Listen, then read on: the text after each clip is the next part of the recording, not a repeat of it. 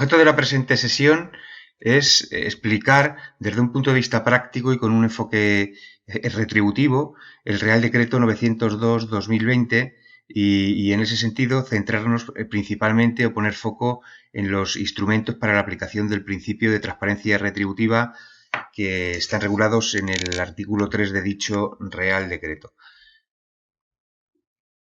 Antes de empezar vamos a hacer un repaso sobre el marco normativo de la igualdad retributiva entre mujeres y hombres. Después pasaremos a analizar desde ese punto de vista práctico el Real Decreto 902-2020, que se inspira básicamente en dos principios. El principio de igualdad retributiva, por su relación con el concepto de trabajo de igual valor, y el principio de transparencia retributiva y los instrumentos para su aplicación, que son los registros retributivos, la auditoría retributiva, el sistema de valoración de puestos de trabajo y el derecho de información de las personas trabajadoras.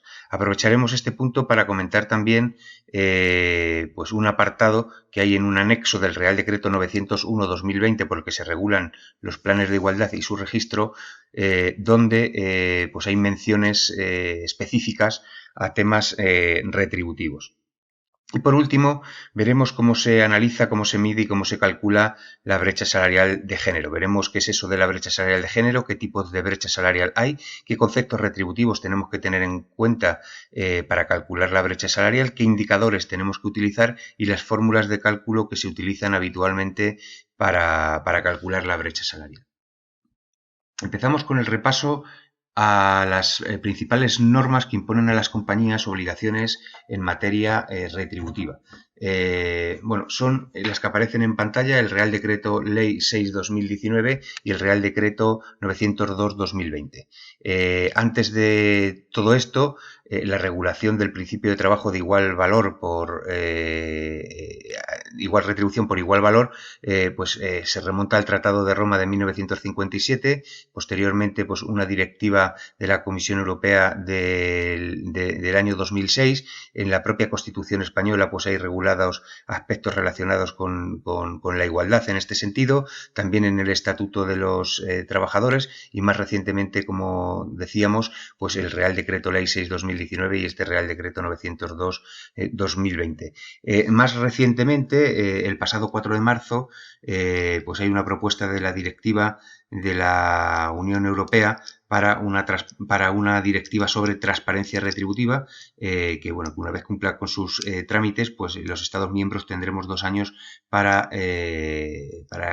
transponerla a nuestro derecho interno. De manera que esto viene para quedarse y irá a más, ¿no? Con lo cual, sí o sí, tendremos que afrontarlo y hacerle frente, ¿no?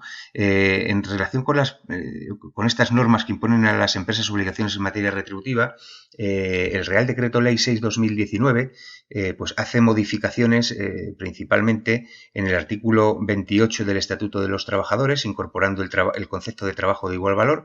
Se añade al artículo 28 un apartado 1 donde se incluye la definición de este concepto de trabajo de igual valor, la obligación de las empresas de llevar un registro retributivo en el apartado 2 de ese artículo 28 y en el apartado 3 la justificación de las diferencias salariales cuando son superiores al 25% o más en empresas con al menos 50 trabajadores. Esas son las principales novedades, además de otras que incorpora el Real Decreto Ley 6/2019, las principales novedades que incorpora este Real Decreto Ley en el artículo 28 del Estatuto de los Trabajadores en materia retributiva.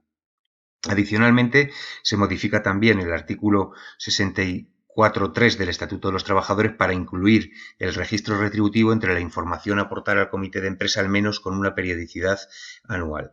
Y, por último, también una modificación en el artículo 46.2 de la Ley Orgánica 3/2007 para incluir los datos del registro retributivo como materia del diagnóstico negociado que la empresa debe facilitar a la comisión negociadora con carácter previo a la elaboración del plan de igualdad. Esas son las principales novedades que introduce, como os decía, el Real Decreto Ley 6/2019 en el Estatuto de los Trabajadores y en la Ley Orgánica 3/2007 para la igualdad efectiva entre hombres y mujeres.